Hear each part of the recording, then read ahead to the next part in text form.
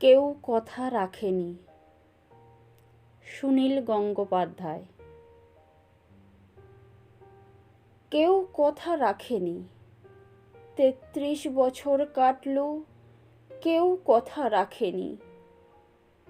ছেলেবেলায় এক বষ্টমী তার আগমনী গান হঠাৎ থামিয়ে বলেছিল, শুক্লা দ্বাদশীর দিন অন্তরাটুকু শুনিয়ে যাবে। তারপর কত চন্দ্রভোগ অমাবস্যা চলে গেল, কিন্তু সেই বষ্টমী আর এলো না। ২৫ বছর প্রতীক্ষায় আছি। মামাবাড়ির মাঝি নাদের আলী বলেছিল, বড় হাও দাদা ঠাকুর, তোমাকে আমি ৩ প্রহরের বিল দেখাতে নিয়ে যাব। সেখানে পদ্ম ফুলের মাথায় সাপ আর ভ্রমর খেলা করে। নাদের আলী, আমি আর কত বড় হব? আমার মাথা এ ঘরের ছাদ ফুঁড়ে আকাশ স্পর্শ করলে তারপর তুমি আমায় ৩ প্রহরের বিল দেখাবে? একটাও রয়্যাল গুলি কিনতে পারিনি কখনো। লাঠি লজেন্স দেখিয়ে দেখিয়ে চুষেছে লস্কর বাড়ির ছেলেরা।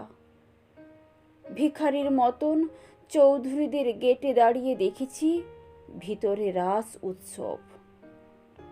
অবিরল রঙের ধারার মধ্যে সুবর্ণ কঙ্কণ পরা ফর্সা রমণীরা কত রকম আমোদে হেসেছে। আমার দিকে তারা ফিরেও চায়নি। বাবা আমার কাঁধ ছুঁয়ে বলেছিলেন, দেখিস একদিন আমরাও। বাবা এখন অন্ধ। আমাদের দেখা হয়নি কিছুই। সেই রয়্যালগুলি, সেই লাঠি লজেন্স, সেই রাস উৎসব আমায় কেউ ফিরিয়ে দেবে না। বুকের মধ্যে সুগন্ধি রুমাল রেখে বরুণা বলেছিল, যেদিন আমায় সত্যিকারের ভালোবাসবে সেদিন আমার বুকেও এরকম আঁতরের গন্ধ হবে। ভালোবাসার জন্য আমি হাতের মুঠোয় প্রাণ নিয়েছি। দুরন্ত ষাঁড়ের চোখে বেঁধেছি লাল কাপড়। বিশ্ব সংসার তন্ন তন্ন করে খুঁজে এনেছি ১০৮টা নীল পদ্ম। তবু কথা রাখেনি বরুণা। এখন তার বুকে শুধুই মাংসের গন্ধ। এখন সে যে কোনো নারী। কেউ কথা রাখেনি।